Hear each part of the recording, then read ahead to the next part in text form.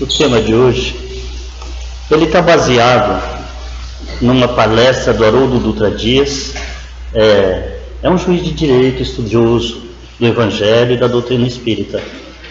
Entre as obras dele tem a tradução dos originais dos Evangelhos, diretamente dos originais, ao qual, nesse estudo, eu acrescentei uma modesta contribuição pessoal. Vamos ao tema. Fui buscar primeiro o que é ser médium. Então Kardec, no livro dos médiuns, onde os espíritos respondem a ele dizendo que médium é todo aquele que sente, num grau qualquer, a influência dos espíritos, e por esse fato ele é médium. Essa faculdade é inerente ao homem, não constitui, portanto, isso o primeiro e o segundo. Obrigado. Melhorou, né? Não é um privilégio exclusivo, não é coisa de privilegiados, porque eles dizem assim que todos são, de qualquer maneira, mais ou menos médiums. Por quê? Porque nós, de toda maneira, de alguma forma, mantemos esse contato com o mundo espiritual. Vivemos num constante intercâmbio. Mesmo quando oramos e pedimos amparo, ajuda, socorro, ou em agradecimento, nós estabelecemos essa união, esse intercâmbio com o plano espiritual. Então estamos exercendo de alguma maneira a mediunidade, essa conexão com o divino. Então nós entramos em contato com essa usina de forças da vida maior. Então estamos exercendo a mediunidade dessa maneira. Mediunidade que nada mais é que o profetismo no Antigo Testamento. Tá bom o som? Estou sem retorno aqui. O que se chamava profeta, hoje chamamos médiuns na doutrina espírita. Mas nós não podemos falar de mediunidade na Bíblia, que eu ia buscar no Evangelho isto. Mas no Antigo Testamento, Moisés traz uma proibição, que consta lá no Deuteronômio, e que é muito usada daqueles adversários da Boa Nova, da terceira revelação do Espiritismo em si. Então Moisés, naquele tempo, trouxe esse texto. Então eu trouxe para vocês esse texto de Moisés.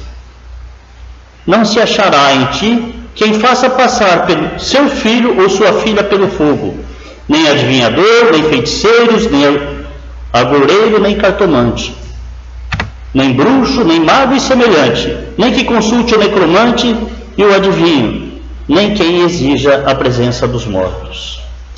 Ou em outras traduções, quem consulte os mortos. Em algumas traduções modernas, consta espiritismo. Vamos colocar só um adendo rápido, lembrando que isso é um texto produzido há pelo menos 4.000 anos. E o termo espiritismo foi cunhado por Kardec no século XIX, há 150 anos. Então há uma má intenção ali. Vamos estudar um por um disto aqui, tá? Mas primeiro, por que Moisés proibiu isso? Qual foi o motivo que ele proibiu essa comunicação com os mortos? Mas em primeiro lugar nós vamos depreender daqui que a proibição da comunicação com os mortos já é a evidente demonstração da vida após a morte. Porque o direito não proíbe aquilo que não é possível. E mais, proíbe aquilo que é reiterado, que é feito costumeiramente. Então é real, eles faziam essa comunicação, e é possível essa comunicação com os mortos, chamados mortos, aqueles que se foram deste plano da vida. Então ele não ia proibir. Se você não pudesse conversar, chamar, interrogar ele não tinha sentido proibir. Então a primeira grande confirmação da imortalidade da alma já consta no Antigo Testamento há mais de 4.000 anos. Então, a gente proíbe essas condutas nocivas, que são reiteradas e repetitivas. Eu acho que eu já falei, né? E por que ele proibiu? Naquele tempo, a humanidade ainda estava um estágio de infância espiritual. Então você tem determinados brinquedos, você não pode dar para a criança, porque vai se comprometer, vai causar o mal a si mesmo. Esse foi o sentido da proibição naquele tempo. E durante o nosso estudo aqui nós vamos aprofundando isso. Porque há uma outra passagem em que o próprio Moisés permite. Mas vamos adiantar. Então vamos estudar cada uma dessas proibições do Deuteronômio. Passar o filho ao fogo. Não é queimar na fogueira, não. Quem é que lembra das brincadeiras de São João, que depois que queima a fogueira, ficam aquelas brasas e as pessoas passavam descalças sem queimar o pé?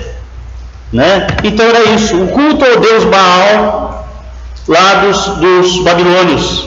Então o pai passava o filho sobre o fogo, na frente do sacerdote, né? Andando de um lado para o outro, nas brasas, sem queimar o pé. Isso é um costume de 4.000 anos. Então era como um batizado a esse deus pagão dos babilônios. Quem é o encantador?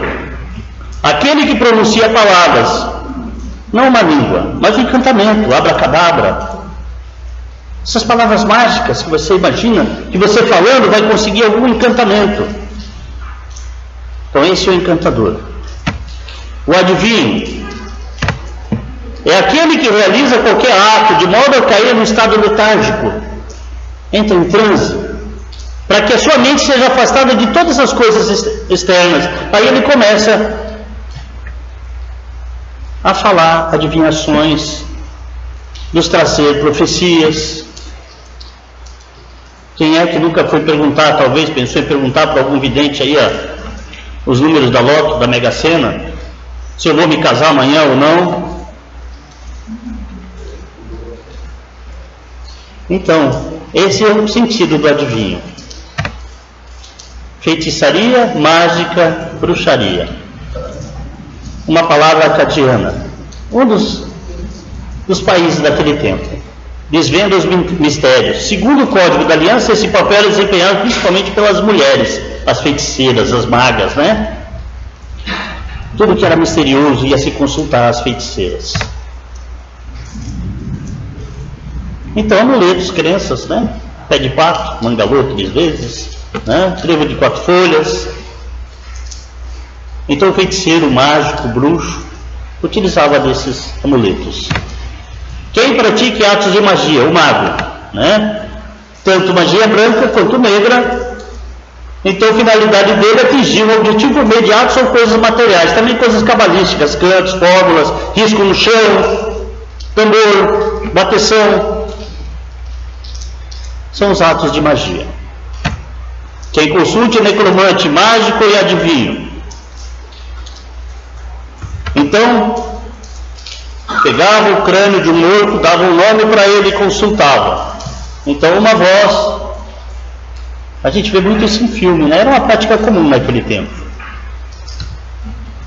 E quem exige a presença dos mortos? Costumavam deitar nos túmulos para poder entrar em contato com aquele morto e trazer consultas, né? Então, percebe que a proibição de Moisés se dirigia a essas coisas. E quem em sã consciência pode dizer que um praticante da doutrina espírita, dos postulados espíritas, pratica tais coisas? Alguém aqui testemunhou isso aqui nesta casa? Bom, então era isso que Moisés se referia. Mas, ainda em Moisés era muito atribulado, bastante atarefado, e Deus se manifestava através dele, mas ele estava bastante cansado. Então, lá em Números, o Senhor reconhece isso e diz a Moisés: pega 70 homens, 70 anciãos, que são muito respeitados até hoje no Oriente, os anciãos, e traga diante uma tenda, num lugar específico da congregação onde ficava a Arca da Aliança, e eles estejam ali contigo. Então eu descerei e ali falarei contigo, o Espírito Santo, né? E tirarei do Espírito que está sobre ti, Moisés, e o porei sobre eles, 70, e levarão contigo a carga do povo, para que não a leves tu sozinho. Então, para você não estar sozinho, pega mais 70 e eu vou profetizar, vou me manifestar através desses 70, para que você não esteja mais sozinho. Moisés, aquele que proibiu, né? Mas aí, olha, tem alguma coisa errada aqui, está faltando uma passagem. Será que eu pulei?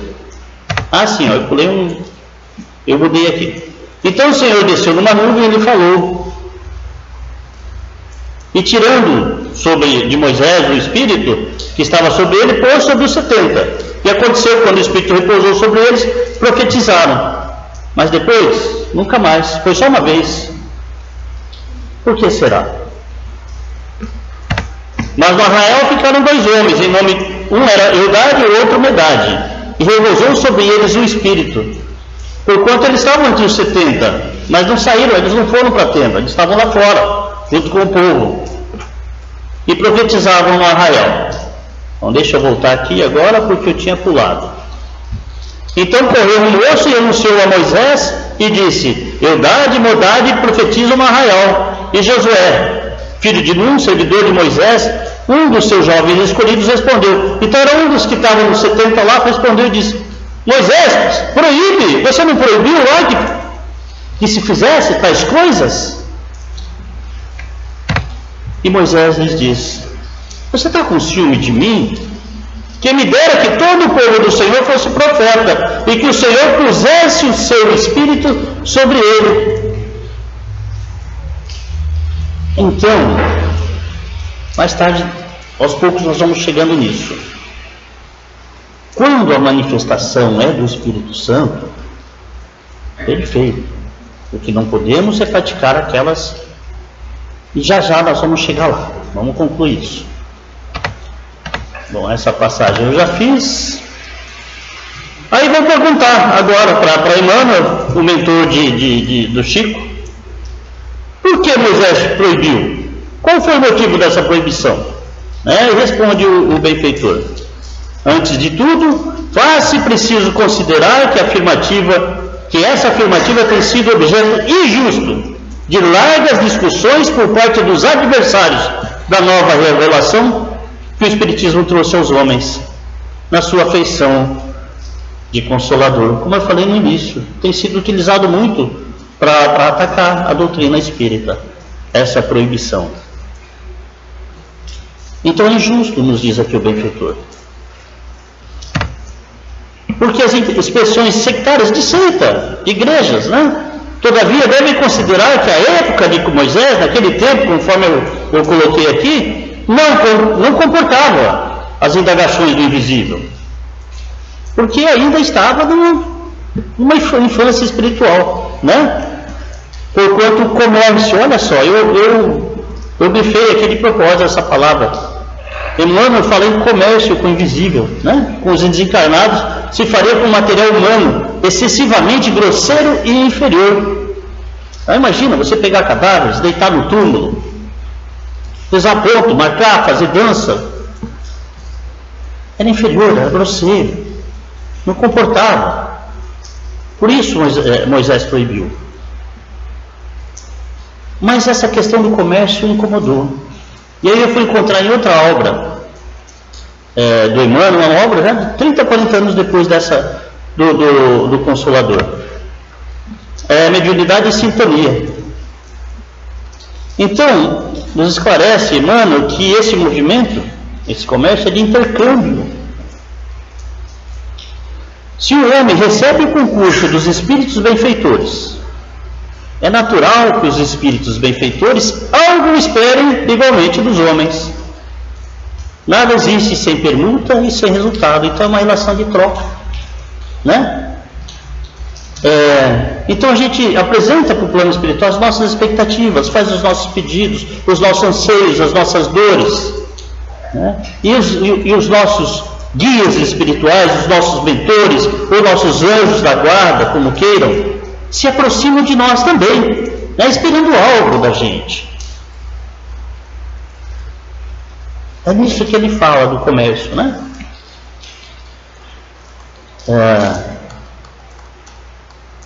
Não dava para se praticar isso naquela época, porque Jesus ainda não tinha chegado para direcionar essas potências da alma, as potências do Espírito, e fazer essa conexão com o divino. Não dava. Mas fecha uma porta e abre-se uma esperança. O profeta Joel nos dá uma profecia que depois nós vamos encontrar mais tarde nos Atos dos Apóstolos. Estudando, aprendi com Emmanuel essa passagem que eu achava que era do Atos, né? Mas é uma repetição de que Joel já profetiza já algo em torno de 3.000 anos atrás. Nos diz assim: e há de ser que derramarei o meu espírito sobre toda a carne, e vossos filhos e vossas filhas profetizarão. Mediunidade. E vossos velhos terão sonhos, os vossos jovens terão visão. E também sobre os servos e sobre as servas, também os escravos.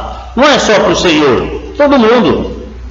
Naqueles dias derramarei o meu espírito, e mostrarei prodígios do céu e na terra, sangue e fogo e colunas de fumaça.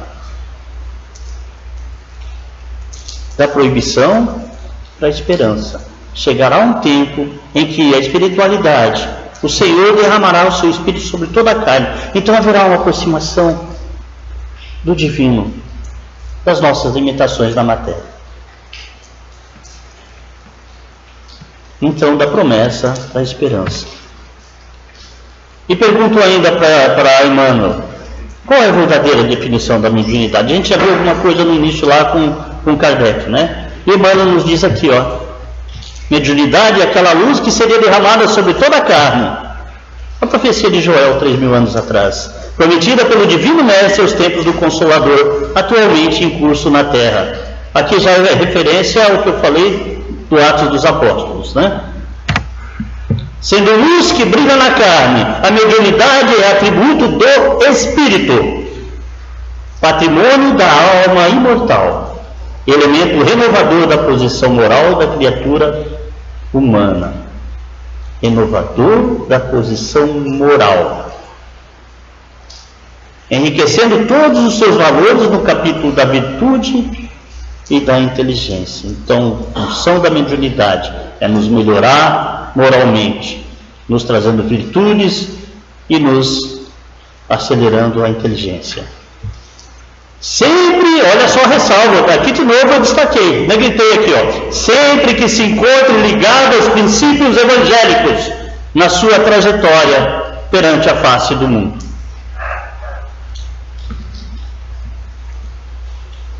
Nesses tempos de transição, em que o mundo se prepara para se tornar um mundo melhor, para se regenerar, surge essa promessa do Consolador prometido na feição da doutrina espírita, e através da mediunidade nos dá provas cabais de que o Senhor vela, que não estamos numa nave sem rumo, abandonados à borrasca. Jesus vela e dirige a nossa nau.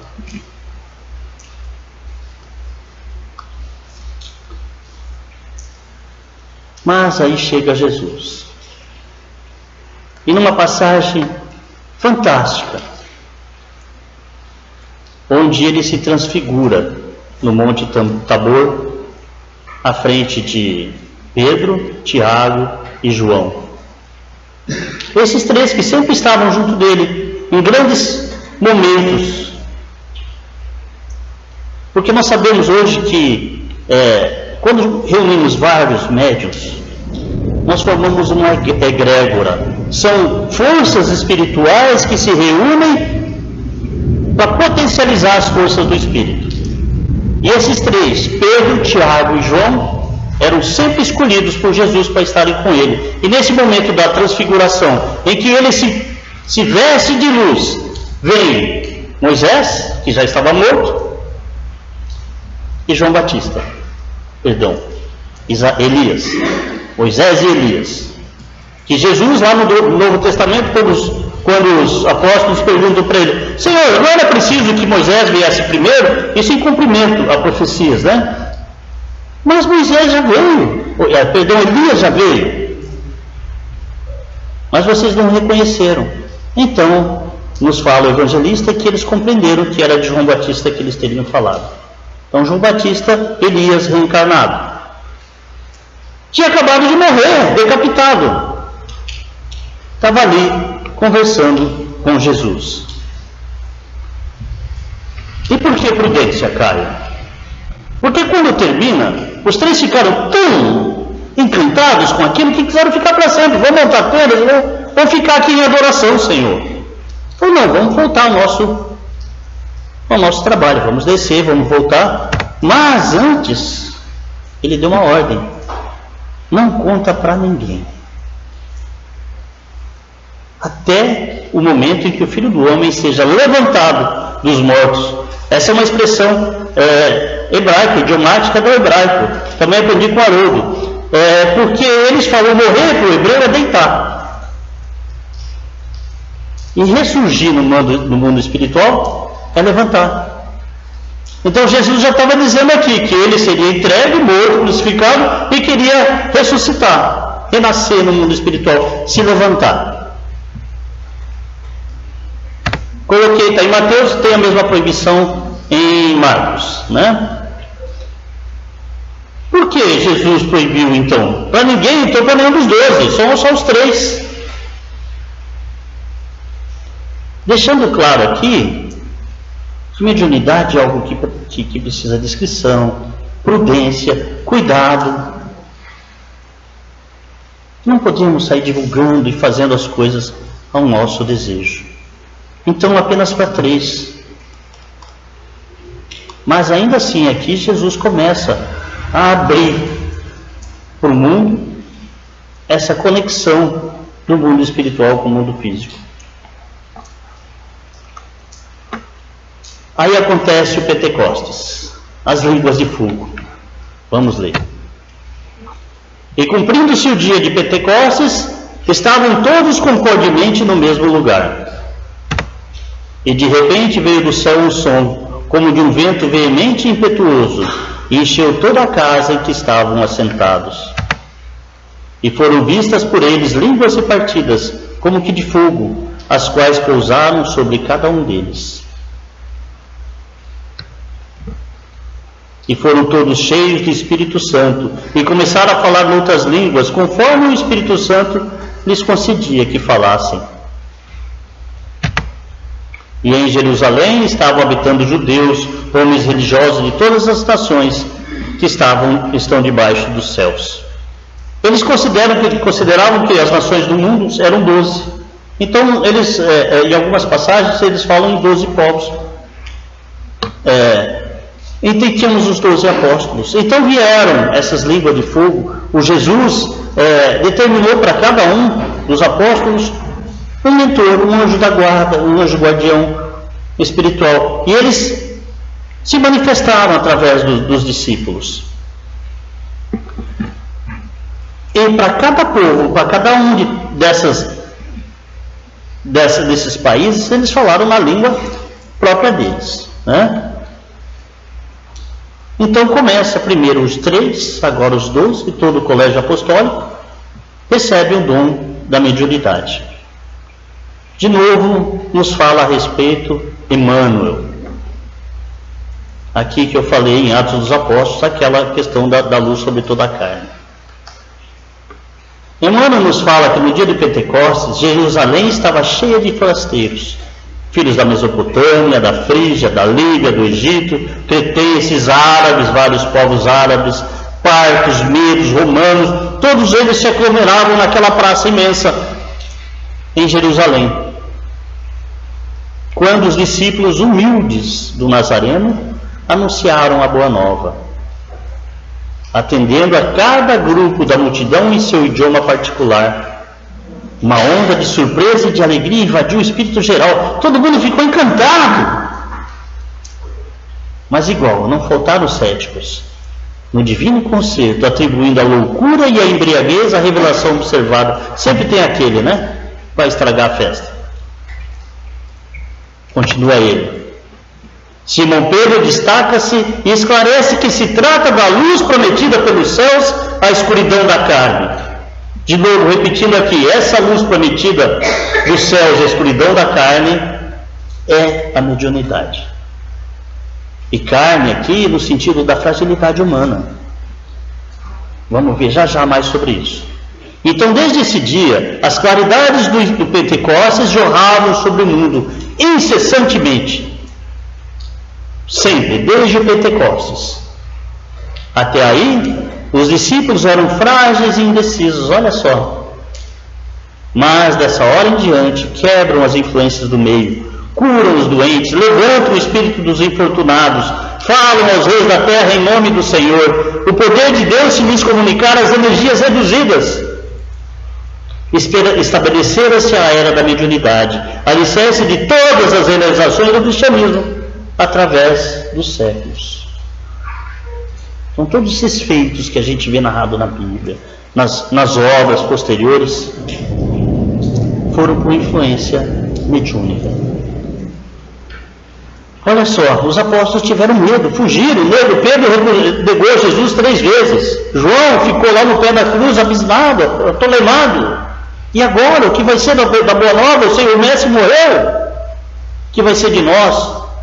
Enfraquecidos, com medo e fugindo. Mas aí, a partir do Pentecostes, está claro aqui no texto, Jesus comunica as potências do seu Espírito através de falanges espirituais, potencializando, trazendo essa luz para a carne, encorajando. Então, a partir daí, não só os apóstolos, apenas João entre eles não morreu de forma trágica. Paulo foi apedrejado e chicoteado dezenas de vezes. Deu coragem. Quem é que nos dá isso? Essas forças espirituais que nós, por nós mesmos, somos frágeis. Para quem acompanha as obras da doutrina espírita, livro Paulo Estevão,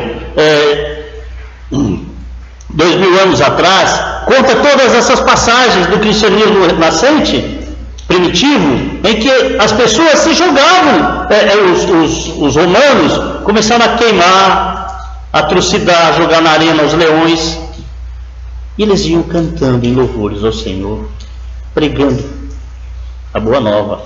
Como isso? Se não está o Espírito do Senhor por trás dando força, sabendo agora que há imortalidade e que a glória prometida pelo Senhor é isso, é essa, a imortalidade da alma. Aliás, é o tema da Federação Espírita do Paraná esse ano, a consciência da imortalidade. Somos imortais, estamos só transitando na carne, então não há o que temer.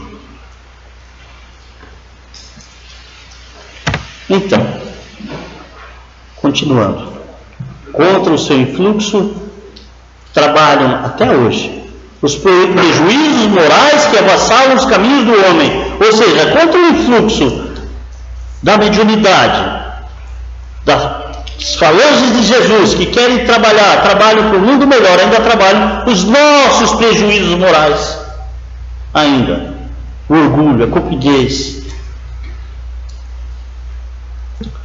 Mas é sobre a mediunidade, gloriosa luz dos céus oferecidas às criaturas no Pentecostes, que se edificam as construções espirituais de todas as comunidades da doutrina do Cristo, e é ainda ela que, dilatada a partir dos apóstolos, ao círculo de todos os homens, é patrimônio de todos nós, ressurge no espiritismo cristão, como a alma imortal do cristianismo redivivo.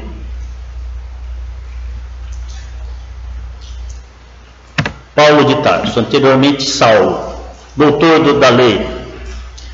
Quem não conhece a obra Paulo Estevão, recomendo, leiam, temos aí na biblioteca, fantástica. O grande trabalhador, o grande semeador de igrejas, o grande divulgador do espiritismo. Saulo, o primeiro perseguidor dos cristãos, vitimou o primeiro cristão, o primeiro mártir, Estevão, que depois descobre que é sua noiva, o irmão de sua noiva Abigail, que ele rompe porque ela se tornou cristã. Ele, Paulo, até então Saulo, que Jesus interpela na estrada de Damasco: Saulo, por que me persegues? Ele que caminhou a pé por todo o mundo primitivo conhecido da época, abrindo igrejas, estava em Corinto, trabalhando numa nova igreja. E de todas as partes, as igrejas mandavam mensageiros para ele, para que ele pudesse, que ele fosse até lá, resolver algumas pendengas. O judaísmo estava se infiltrando novamente nessas comunidades. E ele não podia fazer o trajeto todo europeu, ele não podia estar em todos os lugares ao mesmo tempo. Então,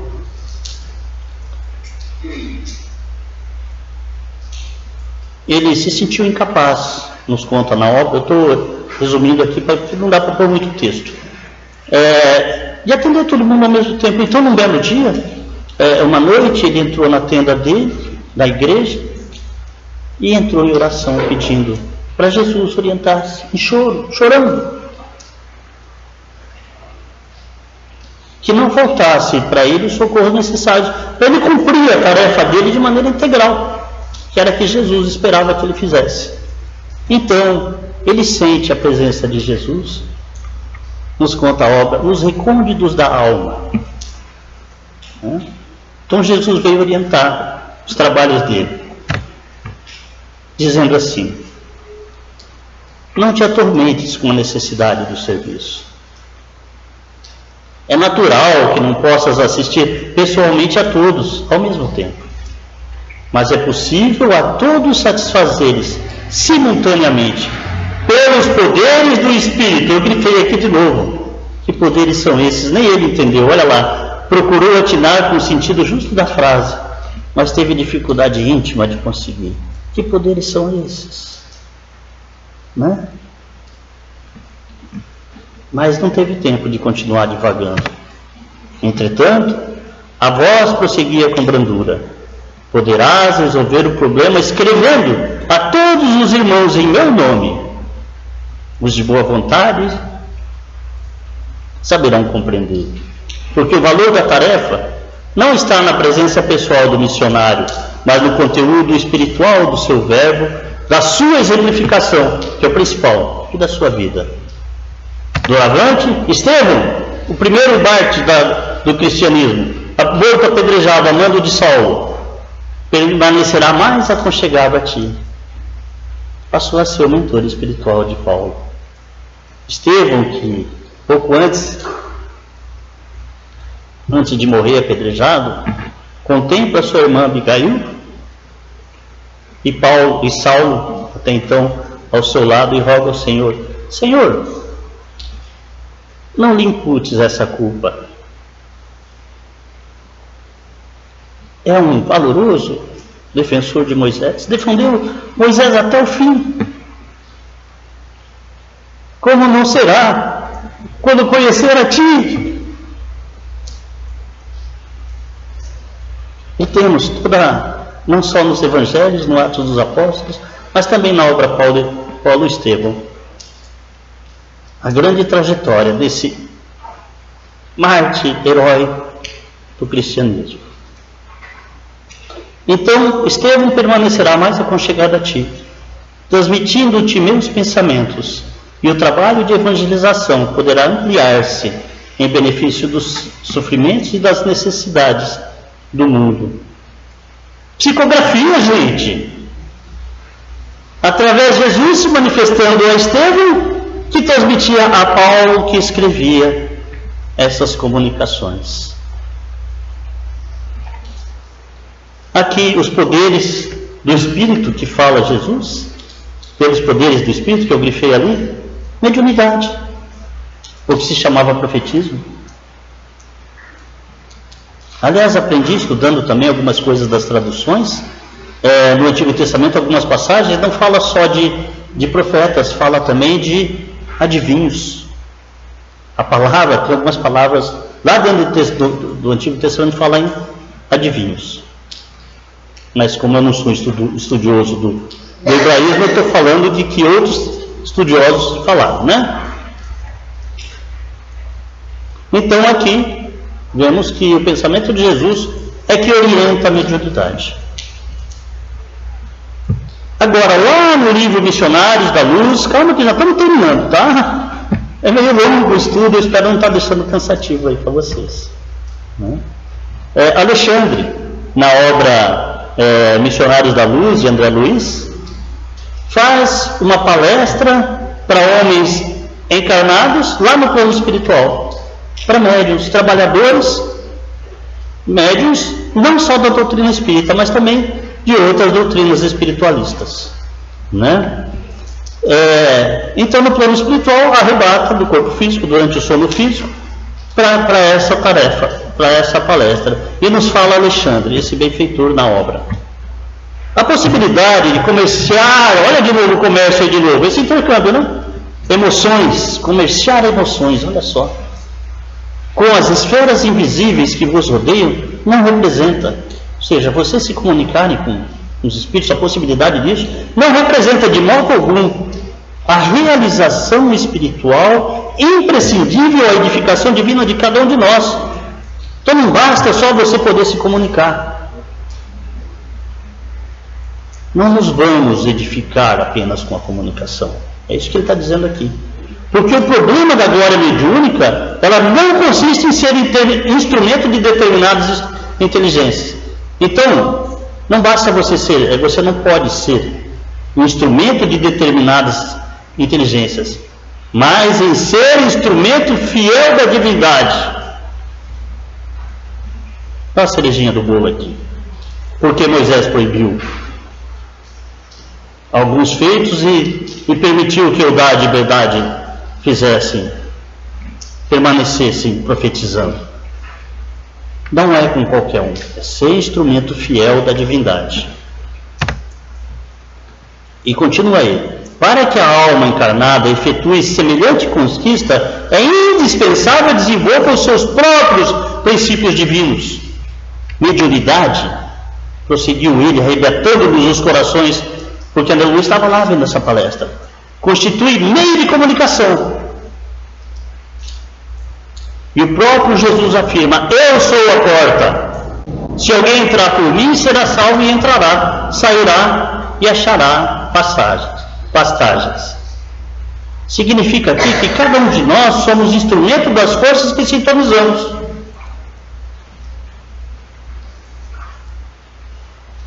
O criminoso é instrumento de forças criminosas. Já o caridoso, já é instrumento do divino. Compreendem a diferença? O porquê Moisés proibiu? Porque Jesus foi prudente? Primeiro mostrou para 3, depois para 12, e hoje com a humanidade mais amadurecida, com o advento do Consolador, que é a terceira revelação, Antigo Testamento, Novo Testamento, Espiritismo. A mediunidade se alarga, se espalha para todos, passa a ser a patrimônio de todos nós. E aqui o cuidado de Alexandre trouxe essas pessoas para alertar. Tomem cuidado, sois muito frágeis. Continua ele. Porque a audácia é incompreensível, não dá para entender. Vocês imaginam que a realização sublime, imaginar a realização sublime sem se afeiçoar ao Espírito de verdade, que é o próprio Cristo. Como é que a gente pode se sublimar sem ser com Ele? Ouvi-me, irmãos meus.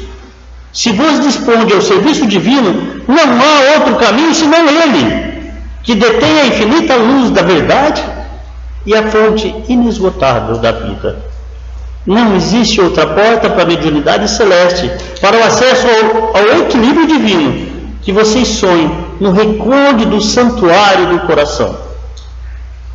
Não tem outro caminho. Somente através dele, vivendo. Não é entendendo, não é lendo, não é indo na igreja. É vivendo as sublimes lições. Alcançareis a sagrada liberdade de entrar nos domínios da espiritualidade. Entrar e dele sair. Conquistando o pão eterno que vos saciará a fome para sempre. Sem o Cristo, a mediunidade é simples meio de comunicação. E nada mais. Só meio de comunicação. mera possibilidade de informação, como tantas outras, da qual poderão assenhorar-se também, olha a advertência grave aqui, os interessados em perturbações, multiplicando presas infelizes. Lembrai-vos, contudo, de que a lei divina jamais endossou o cativeiro e nunca sancionou a escravidão. Esquecestes a palavra divina que vos disse: vós sois deuses.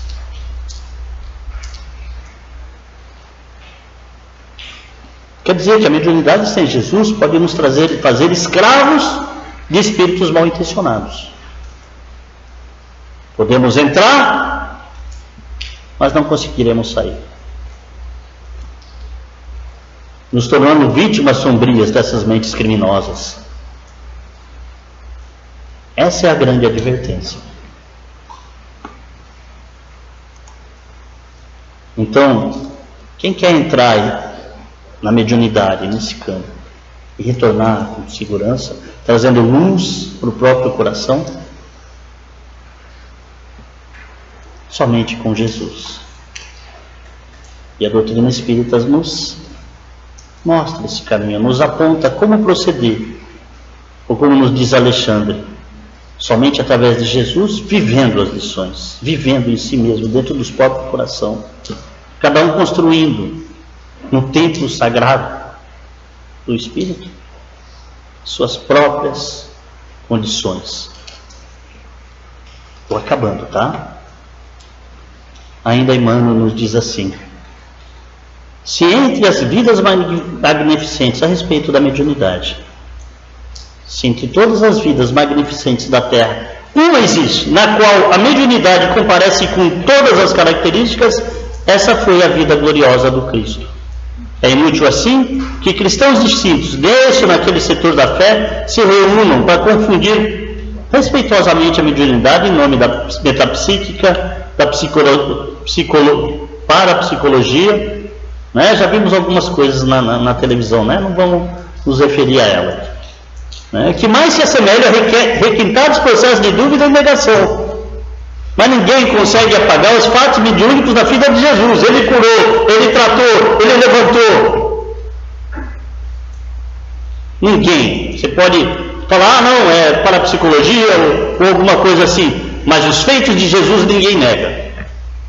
Não há como, é consenso.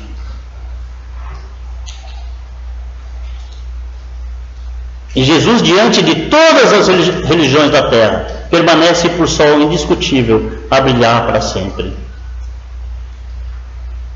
Para concluir, eu gostaria de dizer para vocês que a verdadeira mediunidade, essa praticada com Jesus, ela que nos mantém livres, que nos dá força para vencer as turbulências da vida. Como Jesus disse, no mundo tereis aflições. É uma condição humana. E onde vamos encontrar essa força para vencer? Primeiro aceitando. Estudamos na quinta-feira, né, Roseli? A sabedoria popular fala, não vai remar contra a corrente. Aceita que dói menos. Porque sempre há um motivo para a nossa aflição. E quando nos ajoelhamos, quando nos entregamos para Jesus e pedimos amparo, vai acontecer conosco como aconteceu com os discípulos no Pentecostes. Encontraremos forças onde jamais imaginamos para vencer com Jesus. Porque se lamentamos e nos entregamos, começamos a nos tornar vítimas dessas inteligências nefastas que estão cheias no plano espiritual. Então essa busca interior, a reforma íntima, procurando fazer-se melhor em si mesmo, porque não podemos mudar o mundo, só podemos mudar a nós mesmos, nos transformando, nos tornando melhor, como disse Alexandre, vivendo as lições que Jesus nos recomenda, que ele mesmo exemplificou. Muito obrigado e que Jesus nos abençoe. né?